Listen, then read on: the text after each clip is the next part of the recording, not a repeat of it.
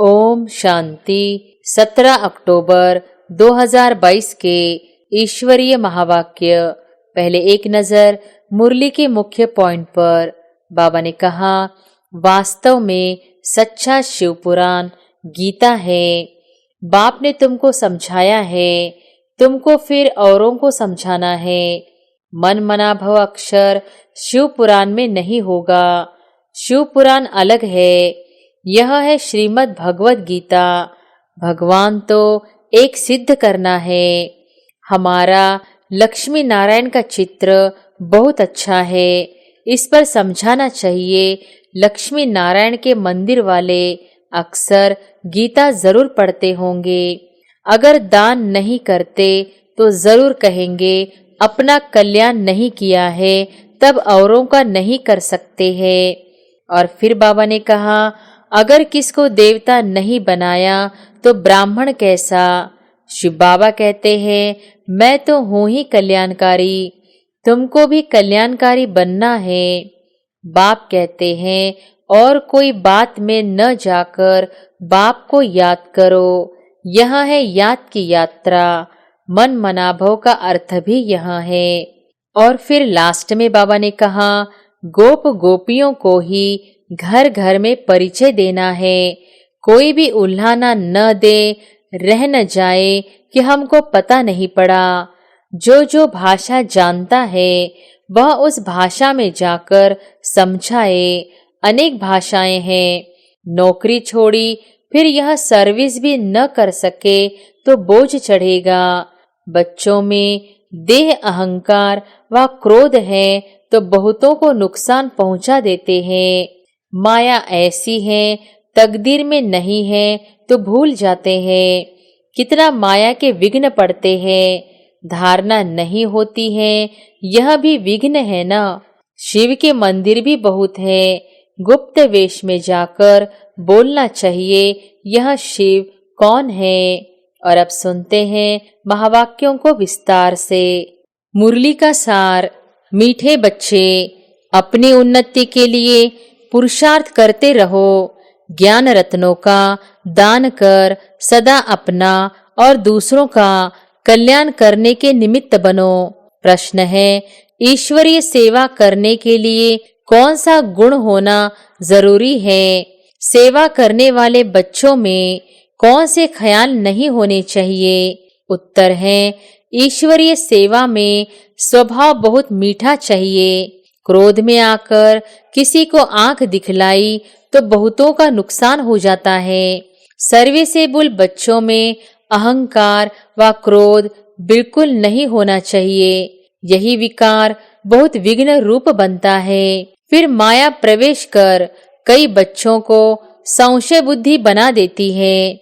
ईश्वरीय सर्विस करने के लिए यह ख्याल न आए कि नौकरी छोड़कर यह सर्विस करूं।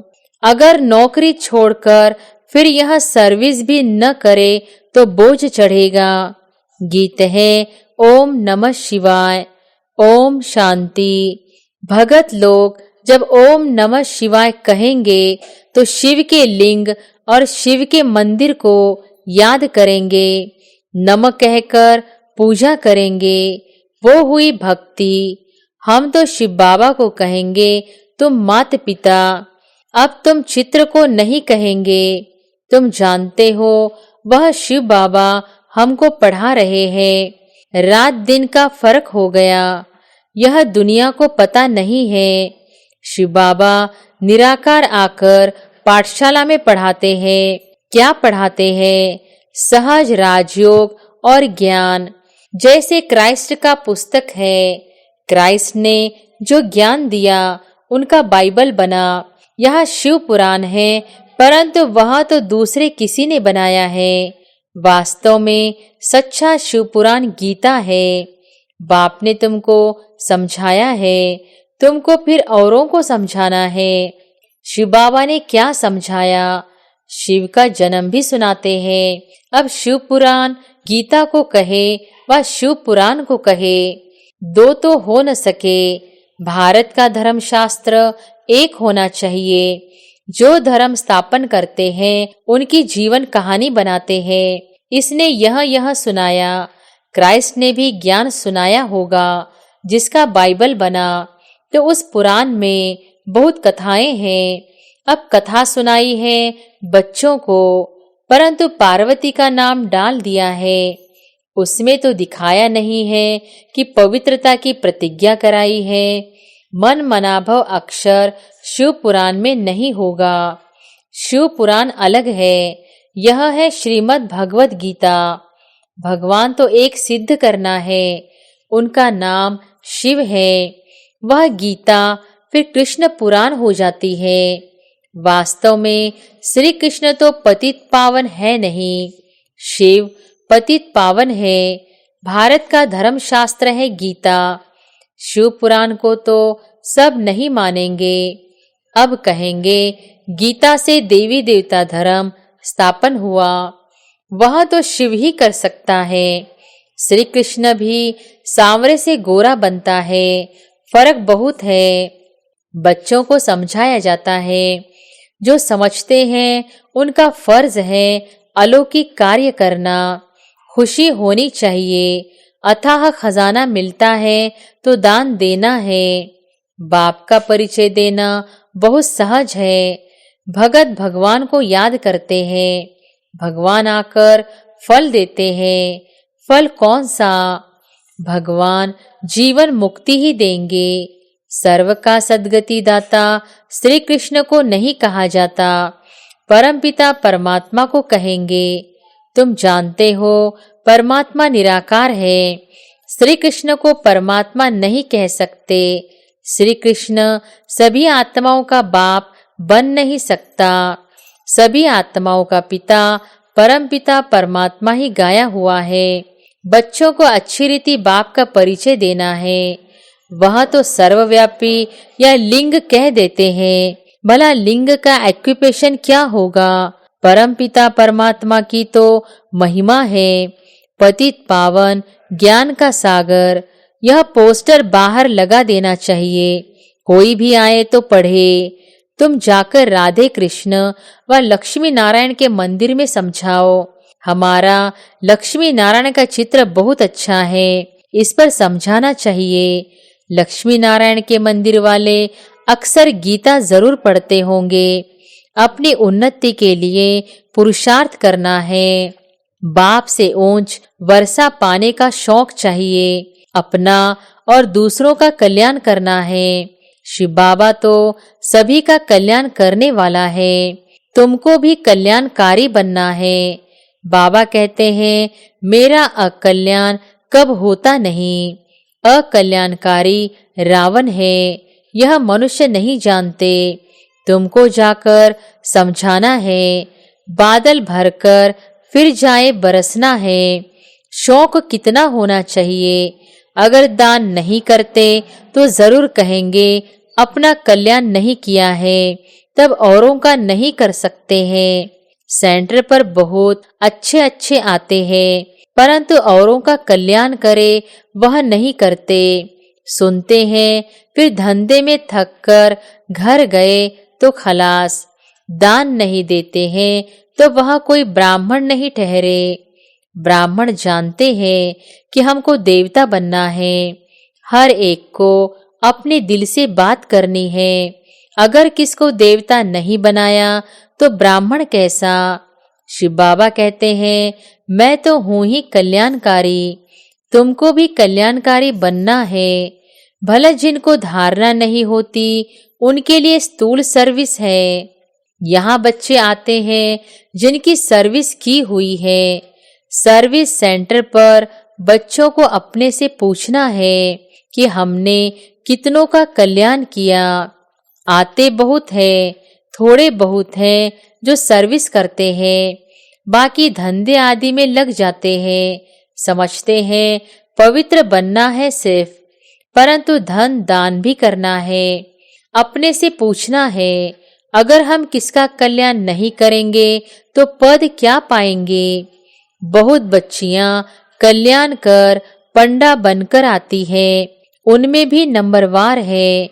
कोई फर्स्ट क्लास, कोई सेकंड, कोई थर्ड में रखेंगे। तो अपना कल्याण करना चाहिए। जिनको अपने कल्याण का नहीं, वह क्या पद पाएंगे।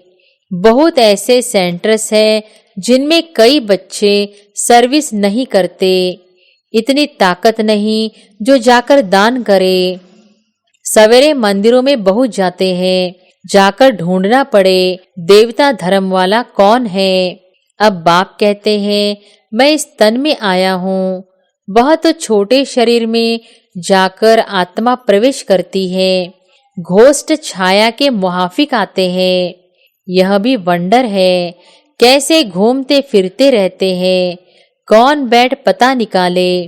ड्रामा में आत्मा को शरीर न मिलने कारण भटकती है, छाया रूप ले लेती है, जैसे परछाई होती है।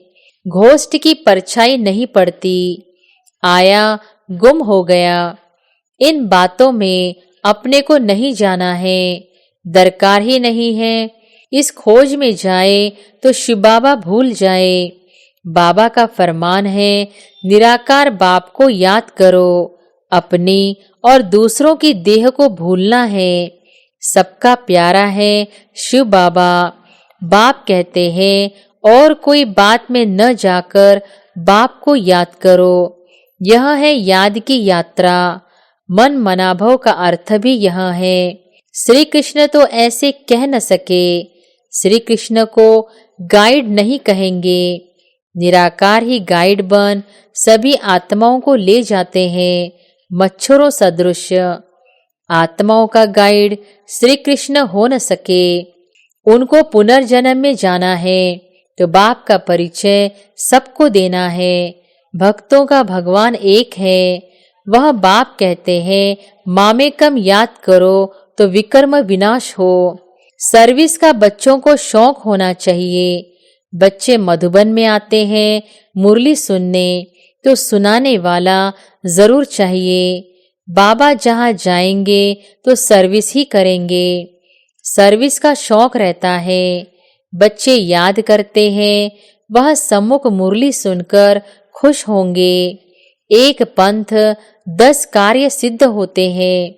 बड़ी बड़ी सभाओं में बाप नहीं जा सकता, वह बच्चों का काम है। बच्चों से सवाल जवाब करेंगे। सन्यासी आदि तो बाप के आगे आएंगे ही नहीं, उनको तो मान चाहिए। बाप का पाठ वंडरफुल है जो पास्ट हुआ ड्रामा। आगे चलकर बहुत बच्चे मिलने आएंगे।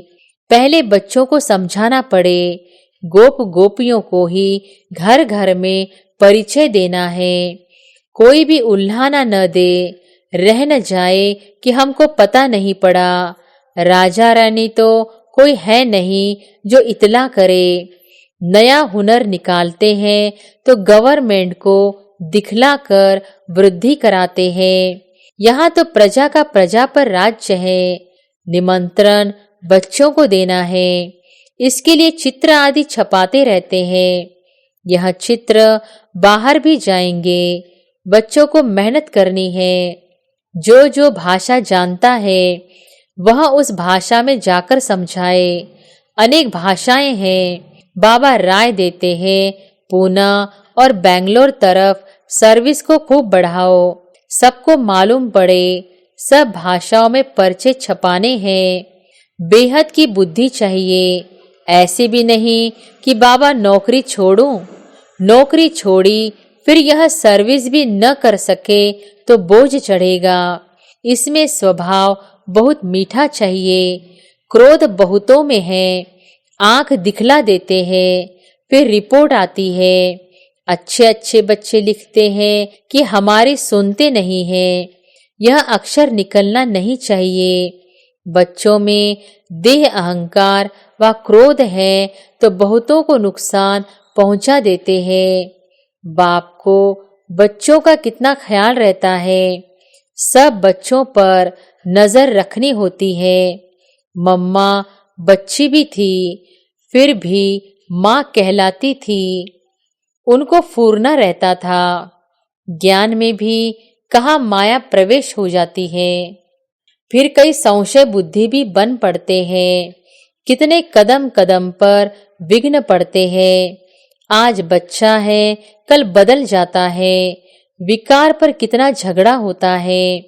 बहुत पूछते हैं, इस संस्था की ग्लानि क्यों है? समझते नहीं है ना। शास्त्रों में श्री कृष्ण की कितनी ग्लानि की है। फलानी को भगाया, यह हुआ। श्री कृष्ण तो ऐसे कर न सके। यहाँ भी भगाने का कलंक लगाते हैं। घर बार छुड़ाते हैं। क्यों छुड़ाते हैं वह तो कोई जानते नहीं, जब तक समझाया जाए, क्योंकि विघ्न पड़ते हैं। मुख्य है काम विकार, जिस पर तुम बच्चे विजय पाते हो। यह वंडरफुल बाप है। ब्रह्मा द्वारा ही ब्राह्मण रचे जाते हैं। पहले पहले शिव बाबा का परिचय देना है, उनसे वर्षा मिलना है। माया ऐसी है, तकदीर में नहीं है तो भूल जाते हैं।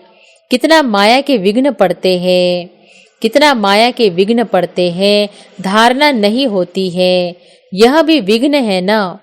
क्यों नहीं इतनी सहज सर्विस कर सकते हैं। भगवान बाप तो वह है। उस अलफ को याद करो। भगवान वॉच मामेकम याद करो तो मुझसे वर्षा मिलेगा। ओ गॉड फादर, भगत कहते हैं ना, तो बाप से वर्षा मिल रहा है। कुछ सर्विस का शौक होना चाहिए, नहीं तो पद ऊंचा पा नहीं सकते। सर्विस तो ढेर है, रोला बहुत है। बाप का नाम भी गुम, नॉलेज भी गुम है, तो पहचान देनी पड़े। हमको बाप का हुक्म मिला है, निमंत्रण देना है। इसमें कोई क्रोध नहीं करेंगे।